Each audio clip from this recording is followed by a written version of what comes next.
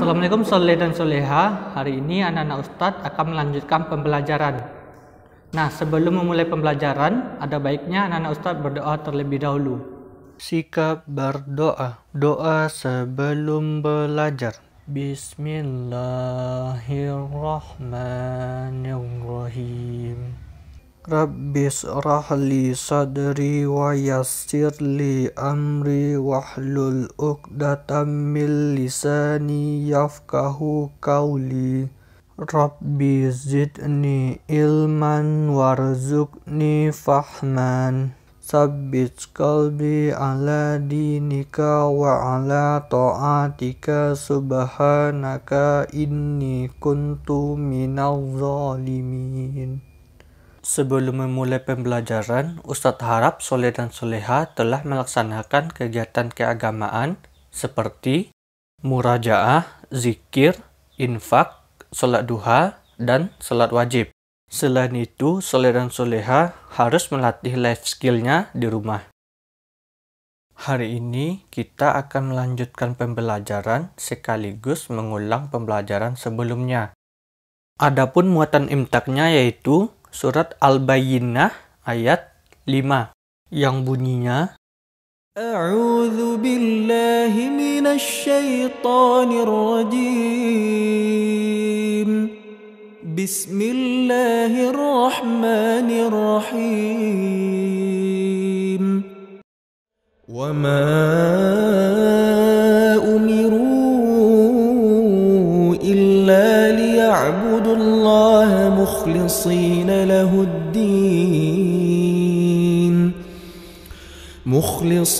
lahuddin hunafa'a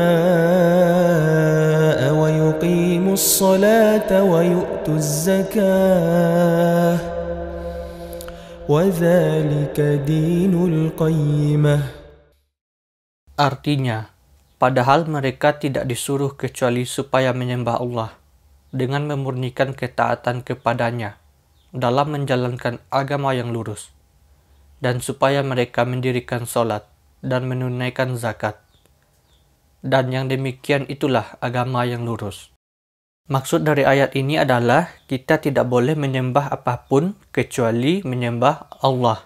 Tanda kita mengimani Allah ataupun menyembah Allah adalah kita melaksanakan sholat, menunaikan zakat, dan ibadah lainnya. Nah, itulah tanda dari agama yang lurus. Kita masuk ke materi pembelajaran tentang mengenal tugas sebagai umat beragama. Sebagai makhluk yang beriman, kita memiliki kewajiban dalam beragama. Nah, apa itu kewajiban? Kewajiban adalah sesuatu yang harus kita kerjakan. Di negara kita terdapat 5 agama yang telah diakui. Ada Islam, Kristen, Buddha, Konghucu, dan Hindu. Pertama, kita akan membahas tentang agama Islam. Agama Islam memiliki kitab suci, yaitu Al-Quran. Kitab suci Al-Quran adalah pedoman bagi umat Islam dalam menjalankan kehidupan. Tempat ibadah umat Islam, yaitu masjid ataupun musola.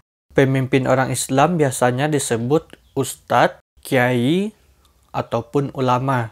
Hari rayanya ada Hari Raya Idul Fitri dan Hari Raya Idul Adha. Adapun kewajiban kita sebagai umat Islam yaitu melaksanakan sholat, puasa di bulan Ramadan, mengeluarkan zakat bagi yang mampu, naik haji bagi yang mampu, dan masih banyak lagi. Sebagai umat Islam, kita melaksanakan ibadah dengan niat yang ikhlas. Di dalam agama Islam, kita diajarkan untuk selalu berdoa dalam melaksanakan setiap kegiatan. Berdoa merupakan salah satu bentuk ibadah kita kepada Allah. Selanjutnya kita akan membahas tentang agama Kristen. Kitab suci agama Kristen yaitu disebut Alkitab atau Injil. Tempat ibadah umat Kristen disebut gereja. Sedangkan pemimpin agama Kristen disebut pastor. Hari rayanya yaitu Hari Raya Natal dan Hari Raya Paskah. Agama Kristen terbagi menjadi 2, yaitu Katolik dan Protestan. Yang membedakan antara Katolik dan Protestan adalah pemimpin agamanya.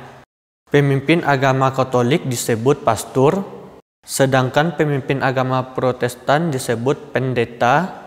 Selanjutnya kita lanjut ke membahas agama Hindu. Adapun kitab dari agama Hindu adalah Weda, sedangkan tempat ibadah agama Hindu disebut pura. Umat Hindu biasanya banyak terdapat di Bali. Pemimpin agama Hindu biasanya disebut pedanda, pemangku, atau resi. Hari rayanya adalah Nyepi, Saraswati, dan Pagarosi. Selanjutnya kita akan membahas tentang agama Buddha. Tempat ibadah agama Buddha disebut vihara atau wihara. Sedangkan kitab sucinya yaitu Tripitaka. Pemimpin agama Buddha disebut biksu. Biasanya ditandai dengan kepala yang botak. Hari rayanya yaitu Hari Raya Waisak. Yang terakhir, kita akan membahas tentang agama Konghucu. Tempat ibadah agama Konghucu disebut Kelenteng. Sedangkan kitab sucinya disebut Shishu Wujing. Pemimpin agama Konghucu disebut Wensi. Hari rayanya yaitu Hari Raya Imlek. Nah, setelah soleh dan soleha mengetahui adanya banyak agama di negara kita, adapun sikap soleh dan soleha yaitu kita harus saling menghargai walaupun berbeda agama. Lalu ketika berteman, soleh dan soleha tidak boleh membeda-bedakan teman berdasarkan agamanya. Dengan adanya banyak agama, soleh dan soleha diharapkan bisa memelihara kerukunan antara umat beragama. Demikianlah pembelajaran anak-anak Ustadz untuk hari ini. Ustadz harap anak-anak Ustadz tetap semangat dalam belajar dan tetap semangat dalam beribadah. Dan jangan lupa untuk jaga kesehatan. Kita akhiri pembelajaran kita dengan hamdalah. Alhamdulillahirrabbilalamin. Ustadz akhiri dengan Assalamualaikum warahmatullahi wabarakatuh.